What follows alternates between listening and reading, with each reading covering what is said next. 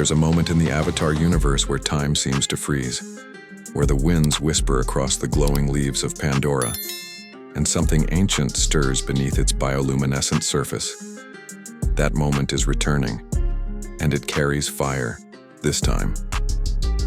As the embers of war smolder from the Way of Water, James Cameron's epic saga rises once again in Avatar 3, Fire and Ash, a title that already feels like prophecy. With every sequel, Cameron isn't just building a cinematic universe, he's crafting a living, breathing mythology.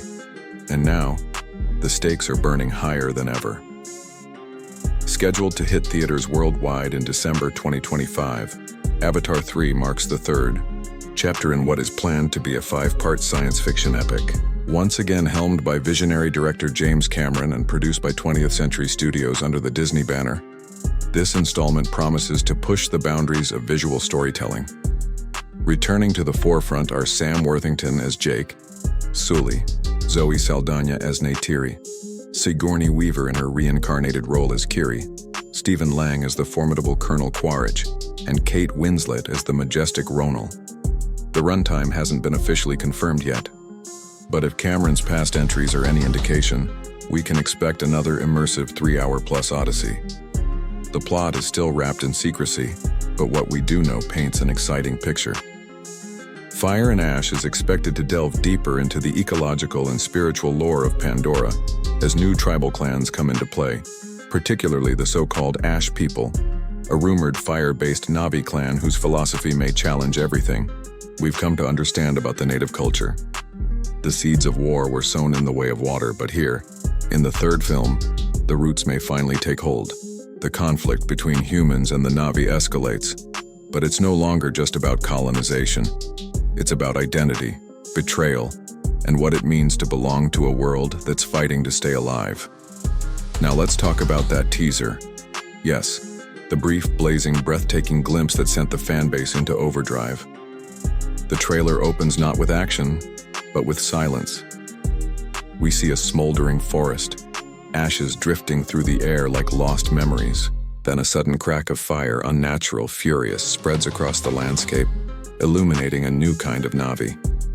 Their eyes are intense, their armor unfamiliar, forged from charred bone and molten ore. This is the Ash Clan, and their presence feels like a challenge not just to the humans but to the other Na'vi themselves. The tone of the trailer is darker, more primal. We get flashes of underwater ruins, blood-red moons, and a mysterious child cradling a glowing seed, a likely reference to the film's alternate title, The Seed Bearer. One moment stands out. Neytiri standing alone in a burnt-out field, her bow lowered, whispering a name we can't quite hear. It's haunting, it's raw, and it hints at devastating personal loss. Returning characters bring emotional continuity to this sprawling epic. Jake Sully continues to wrestle with his dual identity, torn between the warrior he's become and the human past he can't escape. Zoe Saldana's Neytiri is once again the emotional anchor, and based on the trailer, her arc could be the most tragic yet. Sigourney Weaver's Kiri seems to be stepping into a central, possibly messianic role, with many fans speculating she could become a bridge between Iwa, the planet's living network, and the physical world. As for Colonel Quaritch, now resurrected in Na'vi form, his presence grows even more complex. Is he merely a villain or something far more insidious? And then there are the newcomers. Rumored casting includes Una Chaplin as Varang, the fierce leader of the Ash People. Her performance, though largely hidden in the trailer, exudes the kind of quiet intensity that suggests a formidable ideological rival to Neytiri. Fan reactions have ranged from ecstatic to deeply speculative. The introduction of a fire-based Na'vi tribe opens up a floodgate of questions. Are they allies turned enemies? Victims turned radicals? Some even wonder if this tribe represents a lost, ancient faction of Pandora that rejected Awa long ago. The internet is awash in theories. Some think the seed-bearing child will carry the soul of Awa's next avatar. Others predict a massive betrayal that will shatter the Na'vi clans from within. What's clear is this: Fire and Ash isn't just continuing the story, it's reshaping it. Within the broader scope of the Avatar saga, this third film feels like a turning point.